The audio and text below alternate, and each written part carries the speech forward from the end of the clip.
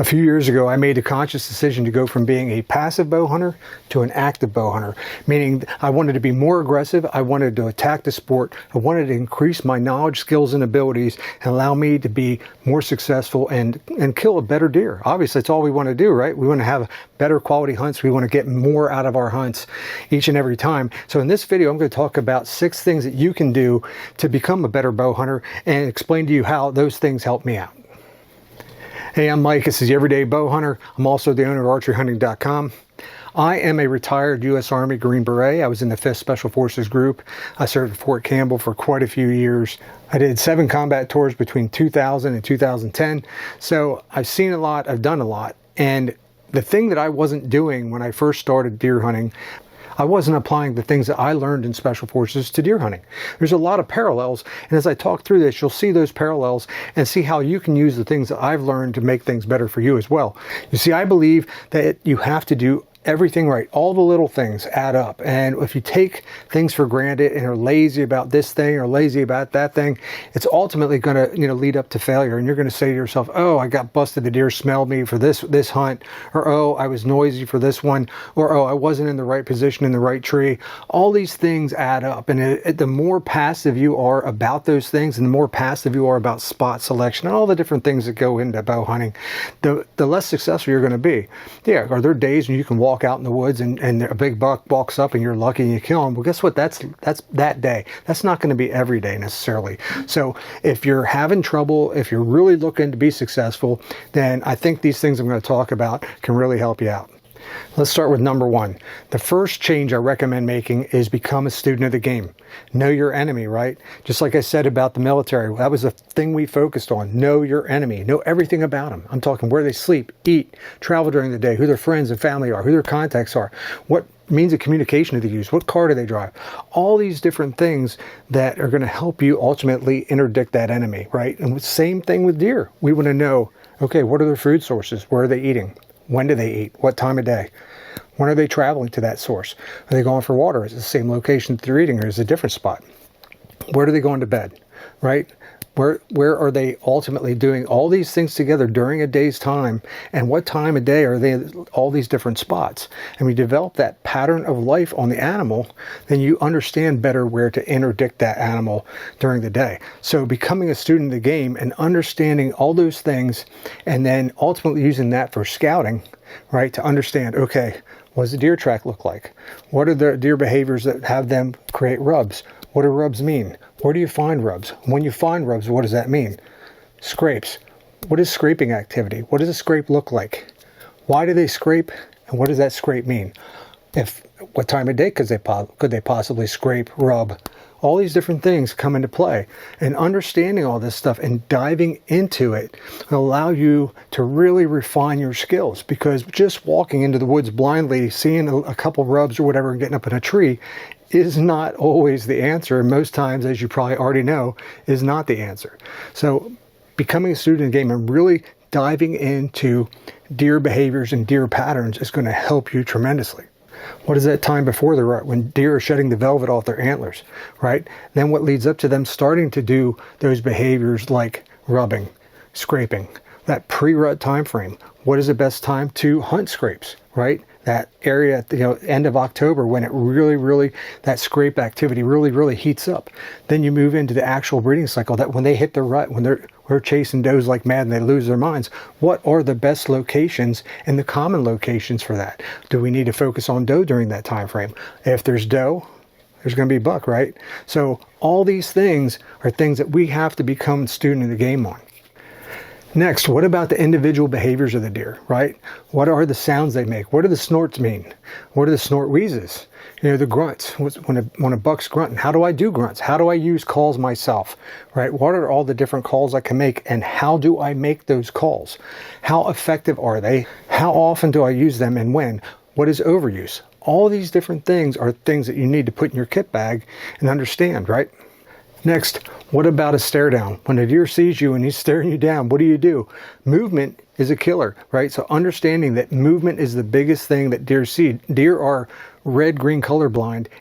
And deer kind of see the world in grays. They see blue very well. They see yellow very well. They don't see orange very well. They probably see that more in a gray color. So that's when you wear fluorescent orange and you're wondering why you're not getting busted by the deer. Well, that's why. They don't see that very well. They don't see red very well. So all these things help you understand their deer's sight. What camouflage can I now wear that's going to help me because of those factors, right? What camouflage is optimal for deer vision? So now I'm focused on, I'm a master of how deer see and the camouflage I need to wear to minimize a deer's effectiveness at seeing me, right? We're never going to beat things 100%, but this is about maximizing your ability to succeed. All the little things matter, right? Next, how does a deer smell, right? Scent control is a huge thing. Whether you're hunting the wind or you're just relying on cleaning your clothes. I'm going to get into that a little bit more later on because that's one of our additional steps. But scent is a huge thing when you're talking about deer. So you take all these deer behaviors from the patterns and what they eat and all the things they do every day to their individual mannerisms to all that behavioral changes through the rut, and understanding that with those behaviors come different locations where you can interdict that deer. They're not always going to be in spot A, even though they were spot A in the summer, right? They're probably not going to be in that spot again in the fall. They're probably going to be over at this spot for food. All these things changes. What are my food crops, right?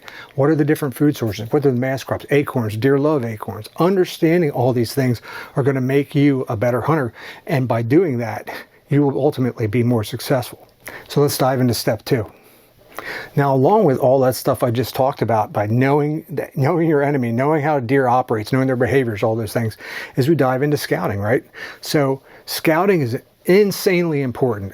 If you don't scout, if you just walk out to that same tired spot over and over again, hunt a spot just because somebody told you to go there, that ultimately, it might work once or it might work twice, but it's not going to work all the time, just because it's a hot spot. Now, if you're a field edge hunter and the deer are always in the field, that's a whole different story.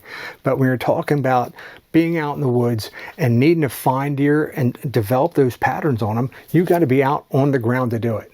And my methodology is this: 80% of your time scouting, 20% of your time hunting, the 80-20 rule, right? So 80% of your time scouting, that means during the season too, right? Actively hunting, right? Still hunting, quietly moving through the woods, identifying hot sign that's fresh, that's going to allow you to say, okay, I scouted my way into a hunt. I'm able to now sit on the ground, get up in a tree, whatever it is. This spot appears to be hot and fresh, and I now need to dive on this and hunt it, right? So through a season, most of your time could be spent working and working and working. You're going to push deer out. You're going to blow deer out when you're first doing this. And that's okay, because you don't learn how to be good at scouting by not scouting, right? You'll see so much different stuff. And by even bumping deer, right, and just sitting down and seeing what happens, see if that deer comes back around to you. You ever hear of the bump and dump technique? Well, bump and dump is when you bump a deer softly. They don't smell you. They just kind of hear you. They run away. You stay where you're at, maybe move a little bit to kind of get a better vantage of where you think they could possibly come with the wind in their favor to come back to that spot, and sit and wait on them and see if they actually come back. Those behaviors, and along with your scouting, allowed you to see things and actually be successful where others may not. So you can't do that by passively sitting and not being aggressive. It's okay to fail. And failing to succeed is a big part of this mentality. You have to make that change, or you're not going to be successful. Now, I always used to call this a scout to hunt, right? Whether you're still hunting or you're doing a spot and stalk, whatever it is, it really all amounts to the same thing. Moving stealthily through the woods or wherever you're hunting, and ultimately identifying the sign around you and saying, okay, this is pointing me this way, or it's pointing me that way, or I'm not seeing anything. So I got to continue moving until I do find something that's telling me this area is active right now. And if you're doing it in the spring, like I do a lot, I think the winter and the spring are great times to get out there and see the sign from seasons before, because you can find a lot of historical things out there that are going to say, wow, not only are there rubs in this area along this trail, but there's old rubs from obviously years past in here as well. and years past before that. And big trees that have obvious signs where they were rubbed and tore up and have that same kind of marking on them that shows that they were rubbed, and say, wow, if deer are rubbing in here every single year, bucks are rubbing here every single year, maybe I need to look at this spot on a historical basis, so when rubbing activity begins, that I can hunt this particular spot and see if deer come in here. Are they in there rubbing during the day? Are they in there rubbing at night, right? So you can't find that out by being passive. You have to be aggressive. This means hunting places that you never would hunt before. And that means needing to be more mobile, right? The more mobile you are, the more ability you have to go out, say, okay, I'm going to hunt the ground here. I'm going to go up in a tree there. And it doesn't matter. You're always prepared to do any of that. And when you're able to do that, you're going to really, really up your chances. You're going to see so much more, so much more. Like I said, you're going to soft bump deer because you're being too noisy. There's times you can walk in the woods and be as quiet as you want. It only takes one little wind gust. They're going to smell you and you're gone, right? That's just deer hunting, right? And it's also all about learning. But you can't be successful by just sitting and waiting, right? By sitting and waiting, all you're doing is setting yourself up for failure, right? Sit in a tree all day long. Are there times to do that? Absolutely, there are times to do that. It's a great time to do that. But on an active basis, right, through the season, 80-20. Let's talk about step 3. Step 3, as I already alluded to, is a very simple mentality. It really takes everything else we've already talked about and it moves into the next phase. Hunt the sign, not the spot, right? Like I said, don't be that casual hunter that says, okay, I'll tell you what, for years and years and years, all I did was my dad and my brother and other friends and family, we'd say, okay, let's go to this spot. We had names for them. Hey, I'm going to Fern. Hey, I'm going to Vincent. I'm going to Hangover Hollow, right? All these different names we had, and these spots just habitually got hunted over and over and over again.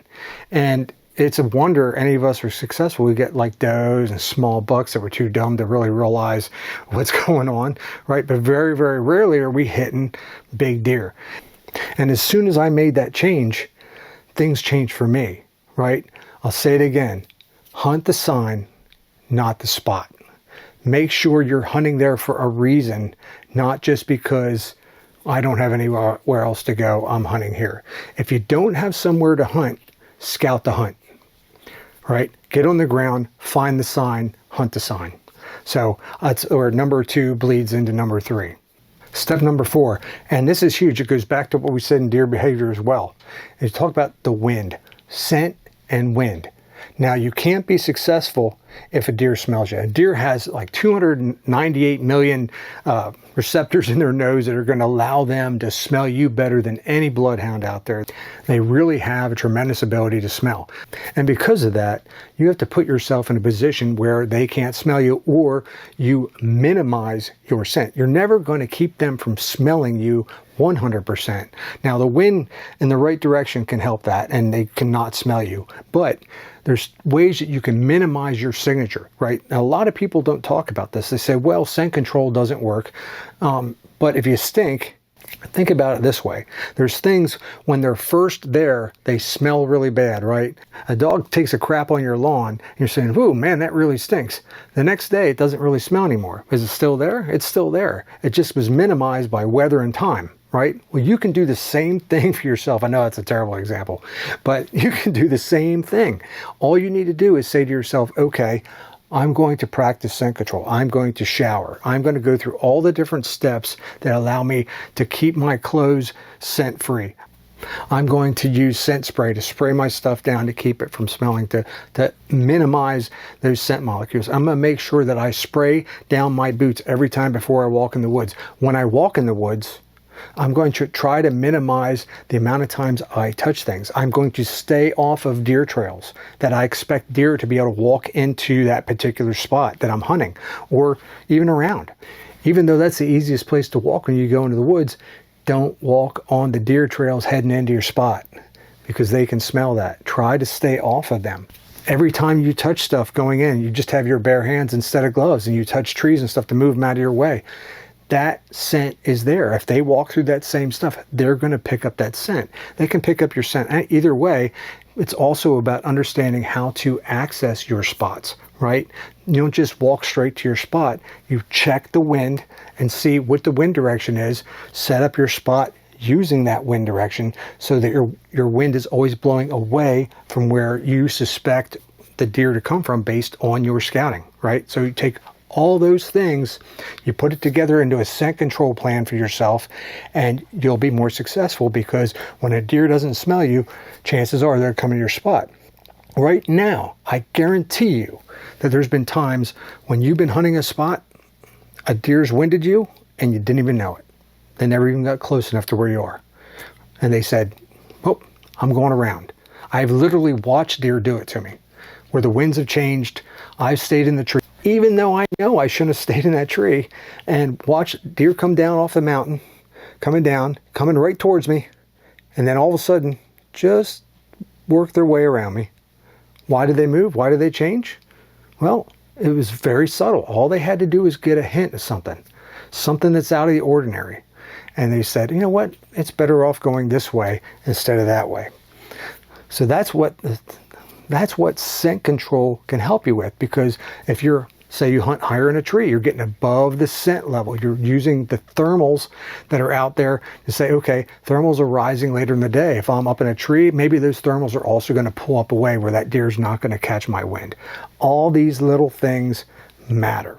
Now remember, before we go any further, I am going to do additional videos on all this. I'm going to dive into each one of these subjects, and we're really going to get down to the nitty-gritty on each one. We're going to talk about how you can become a better hunter with each one of these using the lessons I've already learned. So if you like the video so far, smash that like button, subscribe. I'd love to have you back for more videos. I appreciate your help very much. Thank you. Okay, let's talk about step 5. Now, this change is something that is really tough for some people, but it's important. It's training, becoming an expert at your weapon. So what is your weapon? Your weapon's the bow. It's the arrows you're shooting, right? All these things make a difference in your success as well, right? You can do all those other things. You can know the animal perfect, but if you're not shooting the right arrow for your bow and for your personal setup, then you're not going to be successful. You have to train with it. You have to become an expert with your bow as best as you can at your level. The best opportunity for success comes down to shot placement and having the right arrow, the right broadhead, all those things. So let's talk about this a little bit. First off, this year, for instance, I bought a new Matthews Lift bow. It's a flagship bow from Matthews this year, and that bow I hadn't shot before. Right? It's a brand new bow. So the first thing I did was make sure I outfitted it with proper sight, with a stabilizer. I went out, tested it, made sure I got it tuned. I went to my local bow shop, the bow professionals I have here, Lancaster Archery, and very close to where I live, if you've heard of them before, and tuned me up, got me where they had me shooting dead on at 20 yards inside the shop. Great outfit. Really helps you a lot. You do not have to do this yourself. Rely on a archery bow professional. Don't worry about doing it yourself. Get out there and find the right person for you. Don't worry about being somebody new. They see new people all the time. They want new people to come in and be able to educate them on bows, on arrows, all this stuff, right? So don't be afraid to get out there and do it. Knowing your bow, knowing how the bow operates, knowing how fast your bow is, all important. But the next thing you have to be able to do is understand draw length, right? You have your set draw length for you and your height and your arm length, right? That's going to be your set draw length. And then you go into draw weight. What is the best poundage for you to shoot to be comfortable and be successful? Because ultimately, when you're out in the woods and you go to shoot that bow, you have to be able to pull that back quietly and effectively with that deer out in front of you. And not being able to pull your bow back at that particular time is not the answer. And let me tell you this, as it gets colder, that gets harder and harder to do. When it's really cold and you're trying to pull that bow back and it's real, you're like, oh my God, and it's say, oh my God, my draw weight is way too heavy. I should have lightened it up. So think about those kind of things. All those things matter. But then when you talk about your draw weight, your draw length, the speed of your bow itself, all those factors now go into the arrows you shoot. Now, I recommend a median arrow weight. For my personal setup, I shoot about 500 grains. For you, it will be different. Your setup dictates the weight of your arrow. So Heavy versus light arrows is a whole set of videos by themselves, so we'll get back into that later. But right now, understand that that matters. Your broadhead weight matters. All the things and the type of broadhead you shoot. I personally am a fixed blade broadhead shooter. I believe heavily in fixed blades because they don't fail. All right, just Mike's little blurb there in the video. So I'm a fixed blade guy. So understanding all these nuances with your arrows and then getting out with those arrows and effectively shooting your field points till you get zeroed up. You're really effective, you know, out to, like I say, 30 yards for me. 30 yards is kind of my window. I know sometimes I look at targets out to 40 yards, but with my eyesight and my age, my effective range is about 30, 35 yards max. So that's what I practice with. That's what I shoot. And I go out and try to shoot as much as possible through the year. Just shooting in that little time frame up before season is not the answer. You need to get out and shoot more because it helps you with target panic. It helps you with shot placement. It helps you with confidence. When that deer comes walking up and you're now in that position, you say to yourself, oh crap, I pulled the bowstring back, and now I'm saying to myself, am I confident in the shot that I'm taking? And if you lack confidence and you have that heart rate going and your heart's going and you're not confident anymore, your chances of failing go way up. And it happens to people every year. People hit and hurt deer or they miss totally. And it's because of those things, right? The less time you spend shooting, the more time you're going to have something in your head worrying about when you're out there in that hunt. And you don't need to be worried about when you're hunting. You need to say to yourself, when you pick that bow up and that deer's coming along, you need to be saying to yourself, I'm ready. Okay, here's number 6. And now after 6, I have something to add on here that you're going to be interested in hearing at the end. So stay tuned here for a minute. But number 6 is planning. It's now taking all of these things that we talked about and now putting them together and saying, okay, I'm going to devise a plan, a season-long plan. Now they say no plan ever survives first contact, right? And things are going to change, and they absolutely will.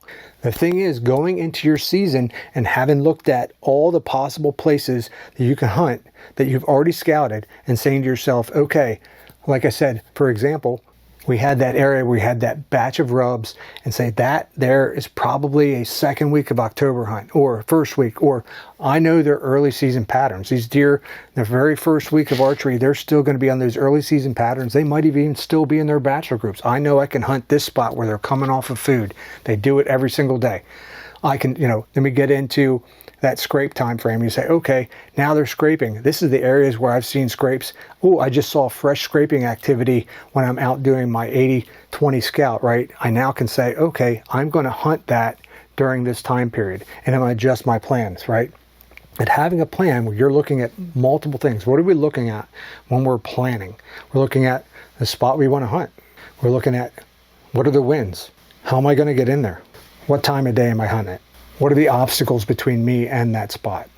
So all these things now you can take together and say, okay, I don't care if you use a map.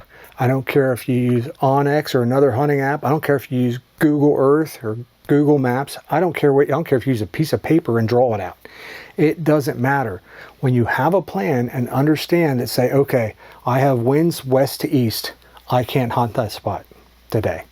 I had planned to hunt that spot this week, but I can't hunt it because it's a bad wind. If I hunt there, all my scent's going to blow in the direction of that deer coming. I cannot hunt that spot. Don't blow a spot out just because you want to hunt it. You wanting to hunt it isn't going to make you successful if the wind's blowing in the direction you expect deer to come, because they're not going to come. Right? Unless you have an ozonics blowing towards them, the winds are not that bad. You got great scent control going on. You're up in the tree. You're above the scent line. You got great thermals for that, but the winds are not in your favor. You're saying, "Oh, right, I'm taking a chance now. I'm going. I've done it. I've done it." But let's be reasonable and say to yourself, there are times to hunt a spot and there's times to not hunt a spot. And by adequately planning for that and having backups to that plan, okay, if I can't hunt this spot today, I go to spot B. And if B's not working out too, then I'm looking at spot C. And if I don't have a spot to hunt, what am I doing? I'm doing my scout to hunt. I'm doing my 80-20, right? So we're putting everything together and we're formulating a plan. And by making this change, becoming very conscious of how you're hunting and when you're hunting, It's going to make you a lot better, a lot better. So the biggest change that I've made personally is I stopped hunting for other people, and now I only hunt for myself. I'm not worried about somebody else's standards for the type of buck that I shoot.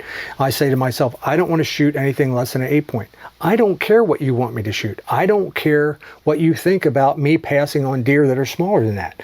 This is my personal thing that I want to do. I approach my hunts my way, and when I stopped caring what anybody else thought, that has made me a much better hunter. And you know what? Success for me is determined by seeing deer and not necessarily killing deer. Being out in the woods and saying, oh man, I really succeeded at this. I saw him, he was there, he just wasn't in the proper spot for me to shoot him, but I really mapped him out. I had him. I did my homework, and I was there. And sometimes that's all you need, right, to be happy for yourself. Don't worry about what anybody else says. Who cares? Who cares? Hunt for you, don't hunt for them. And you'll be happier, and you'll be a better hunter. So there you go. Went through the 6 changes you can make to be a better hunter. I hope it helped you out. I hope all these little things helped you out. I am going to make videos about all these different things over the next weeks and months heading into the season. I hope you enjoyed this video. Like I said before, if you liked it, please hit that subscribe button. I'd like to have you back for these videos and more. Once again, I'm Mike, the Everyday Bow Hunter, and I will see you next time.